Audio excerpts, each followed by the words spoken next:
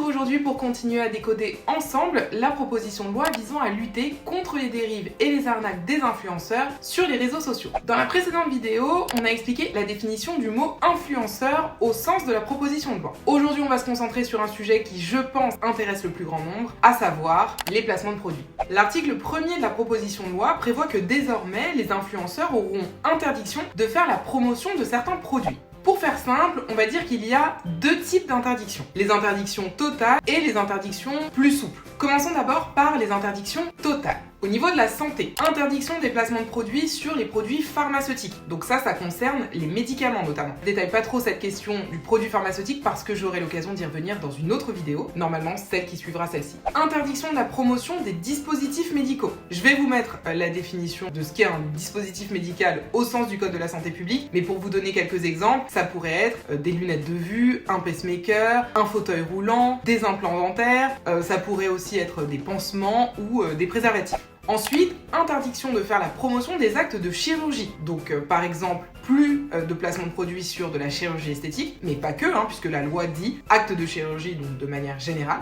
Deux précisions par rapport à ce que je viens de dire. La première, c'est que là, la loi pose des interdictions générales. Tous les actes de chirurgie sont concernés, tous les dispositifs médicaux sont concernés, mais ça pourrait totalement évoluer, soit au cours des discussions au Parlement, soit après, quand la loi va entrer en vigueur, ou si la loi entre en vigueur, un décret va être publié pour préciser les modalités d'application de cet article, et c'est ce décret qui va venir préciser les produits, par exemple, qui ne seraient pas concernés. Deuxième précision sur cette thématique de la santé. La proposition de loi prévoit que les influenceurs sont autorisés à faire le relais des campagnes de santé publique du gouvernement. Donc typiquement, toutes les campagnes développées ou soutenues par un ministère, comme le ministère de la Santé, type manger 5 fruits et légumes par jour, manger, bouger, ou je sais pas, des campagnes qui porteraient sur le dépistage de certains cancers ou de certaines maladies, tous les relais de campagnes gouvernementales sont eux autorisés. Ensuite, après cette question de la santé, il y a des interdictions dans le domaine financier. Et ça va notamment concerner tout ce qui est trading, placement, bourse, puisque la proposition de loi interdit les placements de produits portant sur des placements ou investissements financiers entraînant un risque de perte pour le consommateur. Plus de promotion pour le trading. Donc, pour tout ce que je viens de lister, il y a une interdiction totale de placement de produits. Le non-respect de ces règles ferait encourir à l'influenceur une sanction, à savoir 5 ans d'emprisonnement et 375 000 € d'amende.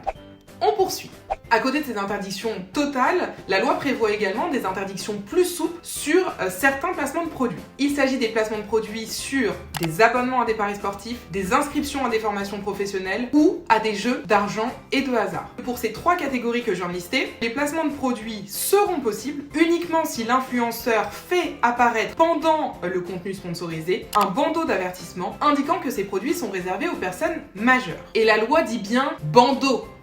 Bandeau. Donc on oublie les trucs à moitié cachés dans un coin de story que personne ne voit et que personne ne lit. Il faut un bandeau lisible qui reste finalement pendant toute la durée du contenu rémunéré, un peu comme ce qui est fait dans les publicités pour les jeux d'argent à la télé. Et là encore, le non-respect de ces règles entraîne des sanctions pour l'influenceur qui ne les respecte pas. C'est les mêmes que tout à l'heure, à savoir 5 ans d'emprisonnement et 375 000 € d'amende. Voilà donc pour les interdictions de placement de produits prévues dans la proposition de loi. Et j'anticipe peut-être d'éventuelles questions que vous vous posez. Toutes les catégories de produits que j'ai listées dans cette vidéo sont celles qui sont prévues dans la loi. Il n'y en a pas d'autres. Et donc ça veut dire que tout ce dont j'ai pas parlé, c'est pas prévu dans la proposition de loi. Par exemple, il n'y a rien sur l'alcool ou il n'y a rien sur les produits type sextoy. Mais peut-être que ça, j'aurai l'occasion d'en reparler dans une autre vidéo. Voilà, je crois qu'on a terminé pour aujourd'hui. N'oubliez pas, je le répète, qu'il s'agit d'une proposition de loi, qu'elle arrive à l'Assemblée nationale la semaine prochaine, que le texte n'est donc pas définitif et qu'il est susceptible d'évoluer au cours des débats devant le Parlement. Et bien entendu, si vous avez des questions, n'hésitez pas à les laisser en commentaire. Et moi, je vous dis à très bientôt pour une nouvelle vidéo.